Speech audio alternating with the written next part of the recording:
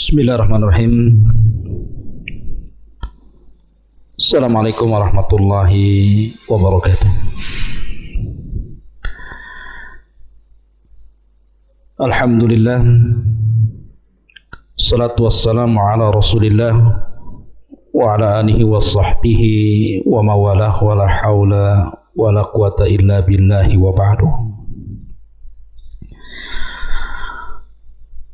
Qala Allahu azza wa jalla, ya ayyuhalladzina amanu taqullaha haqqa tuqatih wa la tamutunna illa wa antum muslimun. Amma ba'du, ma'asyiral muslimin yang dimuliakan Allah Subhanahu wa taala. Alhamdulillah, di malam hari ini dengan izin Allah Subhanahu wa taala kembali kita bisa duduk di majelis ilmu, tentunya lewat media. Salawat dan salam tak lupa kita haturkan kepada baginda Nabi besar Muhammad sallallahu alaihi wa ala alihi wasallam. Pembahasan di malam hari ini kita akan membahas tentang jin yang paling bahaya bagi manusia. Jinnu al-ashik. Jin al-ashik.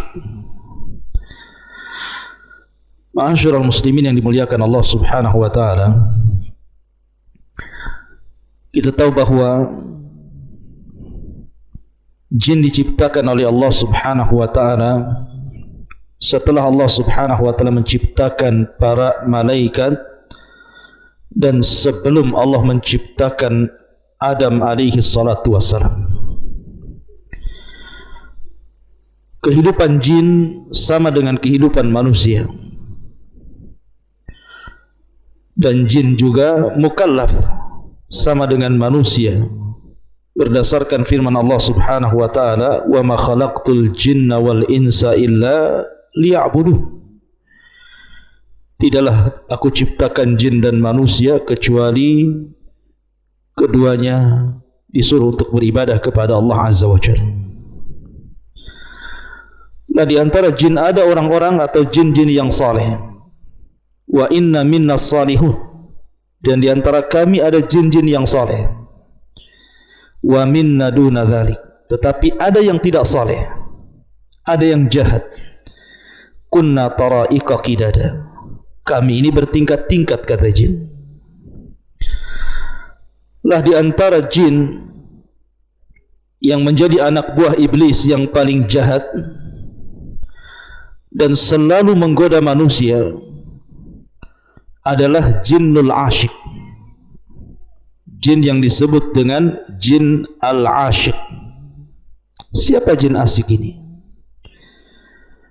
Bagaimana dia dikatakan akhtarul jin, jin yang paling bahaya, terutama bagi kaum muslimin? Dan bagaimana caranya kita lepas daripada jinnul asyik ini? Ma'asyiral muslimin yang dimuliakan Allah Subhanahu wa taala, kita tahu bahwa di antara cara jin masuk ke tubuh manusia adalah dengan cara masuk ke jalan darah manusia. Dan itu berdasarkan hadis Safiyah radhiyallahu anha yang dikeluarkan Imam Bukhari dan Muslim. Nabi SAW bersabda, inna syaitana yajri min ibni Adam majradam. Sesungguhnya syaitan masuk kepada Bani Adam itu dari jalan darah Bani Adam. Disitulah kemudian jin masuk ke dalam tubuh kita, kemudian mengganggu kita. Makanya ada sebuah hadis Nabi SAW pernah mengatakan dalam hadis Aisyah radhiyallahu anha, kata Nabi SAW, inna fikum al-mugharribu. Sesungguhnya di antara kalian ada orang-orang yang disebut al-mugharribu. Kemudian Aisyah radhiyallahu anha bertanya kepada Rasul, wa mal mugharribuna ya Rasulullah? Apa yang dimaksud mugharribun itu, wahai Rasul? Maka Nabi SAW mengatakan, alladzina yashtariku fihimul jin, orang-orang yang jin selalu ikut serta bersama mereka, itulah mugharribun. Dari sini kita tahu bahwa ada orang-orang yang mereka senantiasa bersama jin, jinul asyik, dan tidak suka dengan yang lainnya. Oleh karena itulah maka kenapa jin asyik ini dikatakan akhtarul jin, jin yang paling bahaya, karena dia tidak mau melepaskan orang yang disukainya. Maka disebut asyik karena dia mencintai manusia. Jin yang sudah tergila-gila kepada manusia, sehingga dia tidak akan melepas orang yang dicintainya. Makanya jin ini paling bahaya, yang disebut dengan jinul asyik ini. Lalu apa saja a'radul jin asyik ini? Apa saja gangguan-gangguan jinul asyik kepada manusia ini? Para ulama mengatakan yang paling bahaya biasanya jinul asyik ini adalah menggoda manusia-manusia yang belum menikah, anak-anak muda yang belum menikah, ataupun gadis-gadis muda yang belum menikah. Maka anak muda dan gadis-gadis ini akan dinikahi oleh jin dalam tidur-tidur mereka, sehingga kemudian ditanamkan perasaan tidak suka menikah. Makanya kita lihat ada anak-anak muda yang usianya sudah 40, 50, 60, ada yang belum menikah.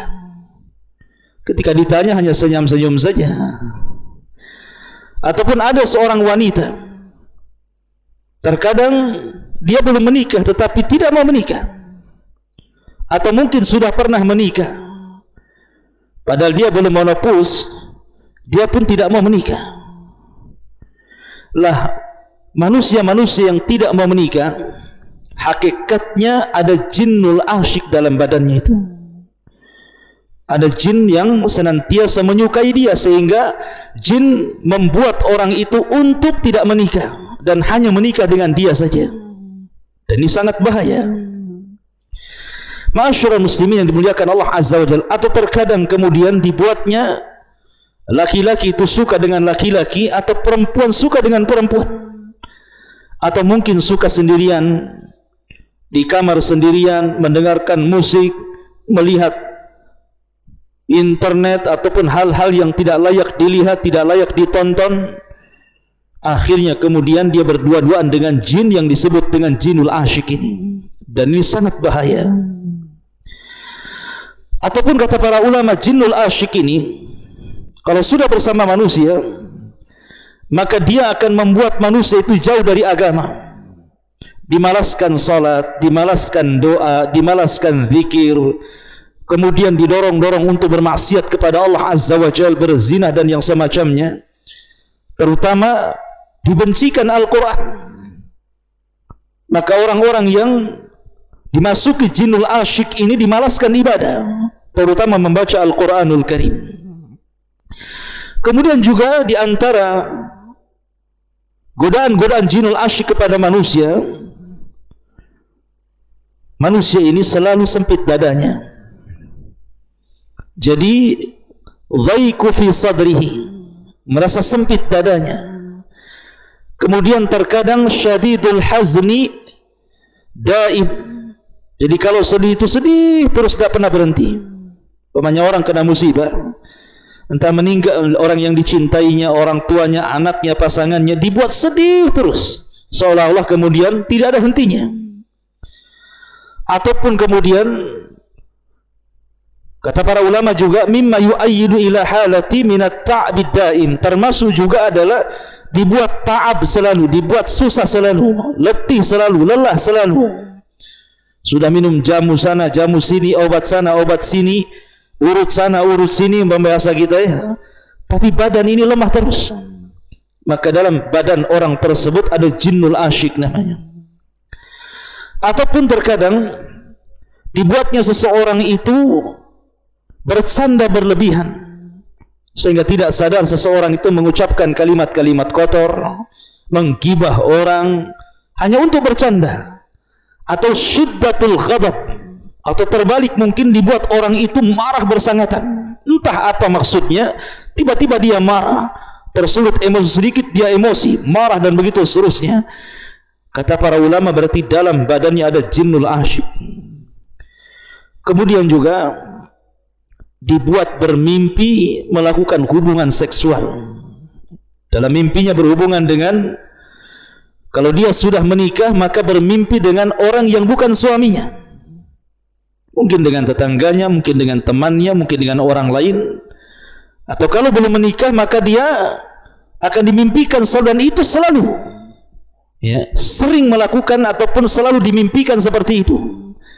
Hakikatnya sesungguhnya jinul asyik masuk pada jalan darah orang tersebut, kemudian membuat hayalan-hayalan dalam mimpinya, sehingga kemudian akhirnya pun dilupakan dari waktu-waktu salat. Lah dari sini kata para ulama, kenapa jinul asyik ini sangat bahaya sekali. Lalu bagaimana caranya supaya kita ini terhindar dari jinul asyik ini? Yang pertama, qiraatu ayatil kursi. Bacalah ayat kursi. Berdasarkan hadis Bukhari radhiyallahu an, dari Abu Hurairah radhiyallahu an, ketika Abu Hurairah radhiyallahu an kemudian menjaga pembendaharaan zakat, tiba-tiba ada pencuri, rupanya dia adalah syaitan. Kemudian syaitan ini mengatakan kepada Abu Hurairah, "Ya Abu Hurairah, maukah ku ajarkan kepadamu, idza awaita ila firashik, kalau engkau hendak menuju pembaringanmu, faqra ayat al-kursi, bacalah ayat kursi, lan yazala ma'aka minallahi hafidhun wa la yaqrubuka syaitanun hatta tusbih, maka Allah subhanahu wa ta'ala akan senantiasa menjagamu dan tidak ada satupun syaitan yang bisa mendekatimu sampai subuh. Makanya bacalah ayat kursi sebelum tidur supaya tidak datangi jinul asyik." Kemudian yang kedua, qiraatu akhir ayataini min suratil Baqarah fi kulli lailatin, bacalah akhir dua ayat dari surah Al-Baqarah setiap malam, sebagaimana hadis yang dikeluarkan dari sahabat Abdullah ibn Mas'ud radhiyallahu an dari Nabi sallallahu alaihi wasallam, di mana beliau bersabda, "Al-ayatani min akhir suratil Baqarati man qara'ahuma fi lailatin kafatahu." Kata Nabi SAW, dua ayat di akhir surah Al-Baqarah, barang siapa yang membaca keduanya setiap malam, kafatahullah, maka Allah subhanahu wa ta'ala akan senantiasa menjaga dia dari syaitan. Kemudian yang ketiga, doa yang diajarkan Nabi SAW yang disebut dengan zikir pagi dan petang. Ma'ruf zikir pagi dan petang, ada zikir yang dibaca pagi hari, ada yang zikir yang dibaca sore hari. Dan itu sangat membantu kita untuk menjauhi dari gangguan jinul asyik ini. Kemudian juga seseorang itu al-mudawamatu ala tatyibil badani bil miski. Kalau anda punya minyak misik, maka selalulah minyak misik itu digunakan untuk wangian badan kita, kemudian pakaian kita, karena malaikat itu suka dengan yang wangi-wangi dan syaitan itu suka dengan yang berbau busuk. Maka ketika badan kita wangi, pakaian kita wangi, maka malaikat akan mendekat dan jinul asyik akan menjauh. Kemudian juga perbanyaklah baca Al-Quran, karena orang yang membaca Quran itu bisa melemahkan tipu daya syaitan. Syaitan itu memiliki tipu daya, tetapi tipu daya syaitan bisa dilemahkan dengan Al-Quran. Maka perbanyak membaca Al-Quran. Kemudian bagi anda anak-anak muda yang belum menikah dan sudah sanggup untuk menikah, maka menikahlah. Karena Nabi SAW mengatakan dalam hadis Nabi SAW, "Ya ma'syaras sabab, man istata'a minkumul ba'a falyatazawwaj fa innahu aghaddu lil basari wa ahsanu lil faraji." Wahai anak muda, apabila kalian sudah sanggup, memiliki kesanggupan untuk menikah, menikahlah, karena itu bisa menundukkan pandangan dan bisa menjaga kemaluan.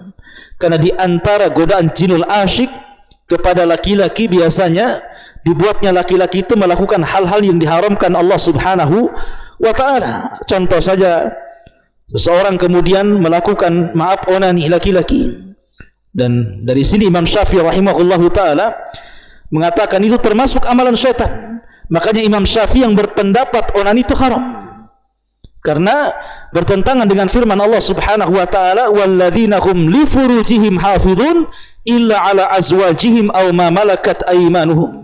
Dan orang-orang yang bertakwa, yang beriman itu adalah orang-orang yang menjaga kemaluan mereka, kecuali kepada istri-istri mereka atau budak-budak mereka. Begitu juga wanita, kurang lebih dengan laki-laki. Oleh karena itulah maka menikah solusi terbaik, kata para ulama, untuk menghindarkan orang itu dari gangguan jinnul asyik. Termasuk juga menjaga doa setiap masuk ke tempat-tempat yang disuruh untuk berdoa. Contoh saja kamar mandi. Kenapa Nabi SAW kemudian berdoa, mengajarkan doa setiap kita masuk ke kamar mandi? Allahumma inni a'udzubika minal khubthi wal khaba'is. Karena jinnul asyik ini, kalau dia laki-laki maka dia akan menggoda perempuan, kalau dia perempuan dia akan menggoda laki-laki. Dan di kamar mandi itu banyak jinnul asyik yang disebut dengan khubthi wal khaba'is, jin laki-laki dan jin perempuan. Makanya orang yang membaca ta'awud ketika masuk ke kamar mandi, walaupun dia telanjang bulat, aurat besarnya nampak, maka Allah akan tutupi dan jin-jin itu tidak bisa melihatnya. Tetapi kalau seandainya seseorang itu kemudian tidak membaca doa ini, maka mereka bisa melihat aurat kita. Kalau selalu dan keseringan melihat aurat kita, boleh jadi jinnul asyik itu akan jatuh cinta kepada kita dan tidak mau melepaskan kita, na'udzubillah. Termasuk juga Nabi SAW menganjurkan kepada suami istri apabila melakukan hubungan untuk membaca bismillah dan ta'awud kepada Allah dari syaitanir rajim. Nabi SAW mengatakan, "Lau anna ahadakum idza arada an ya'tiya ahlahu qala bismillah Allahumma jannibna syaitan wa jannibi syaitan ma razaqtana fa innahu in yaqdir bainahuma waladun fi dzalika lam yadhurruhu syaitanu abada." Kalau seandainya salah seorang di antara kalian ketika mendatangi istrinya, dia membaca bismillah, ya Allah jauhkan dari kami syaitan, jauhkan syaitan dari apa yang akan kau rizkikan kepada kami. Kalau ditakdirkan keduanya memiliki anak, maka syaitan tidak akan memadaratkan dia selamanya. Bahkan orang-orang yang senantiasa membaca basmalah dan ta'awud, kata Imam Mujahid yang dinukilkan oleh Imam Qurtubi rahimahullahu ta'ala, beliau mengatakan, idza jama'a walam yusammi in tawal jana ala ikhlilihi fajama'a ma'ahu fadzalika qawluhu lam yatmishunna insun qablahum walajan. Kata Imam Mujahid, apabila seseorang melakukan hubungan suami istri dan dia tidak membaca basmalah atau tidak ta'awud kepada Allah Azza wa Jal, maka jin asyik ini akan ikut berhubungan bersamanya, na'udzubillah, akan ikut melakukan hubungan bersamanya. Jadi kalau seandainya suami istri berdua, maka yang ketiganya jin asyik ini yang ikut kemudian menggauli salah satunya, na'udzubillah. Inilah kemudian firman Allah Azza wa Jal ketika mensifati para bidadari sorga, lam yatmishunna insun qablahum walajan, di mana para bidadari itu tidak pernah disentuh oleh manusia, begitu juga disentuh oleh jin. Karena di sorga itu semua mengingat Allah Subhanahu wa ta'ala dan tidak ada yang mengganggunya. Kehidupan yang sangat sempurna. Berbeda di dunia, kita harus banyak-banyak ta'awud kepada Allah Subhanahu wa ta'ala. Ma'asyiral muslimin yang dimuliakan Allah Azza wa Jalla, dari sini kita tahu bahwa bahayanya jinnul asyik. Dan kalau sudah tahu bahayanya, maka berusahalah menjauh daripada mereka dengan langkah-langkah yang tadi saya sebutkan. Mudah-mudahan manfaatnya. Subhanakallahumma bihamdika asyhadu an la ilaha illa anta astaghfiruka wa atubu ilaik. Allahu ta'ala alam. Assalamualaikum warahmatullahi wabarakatuh.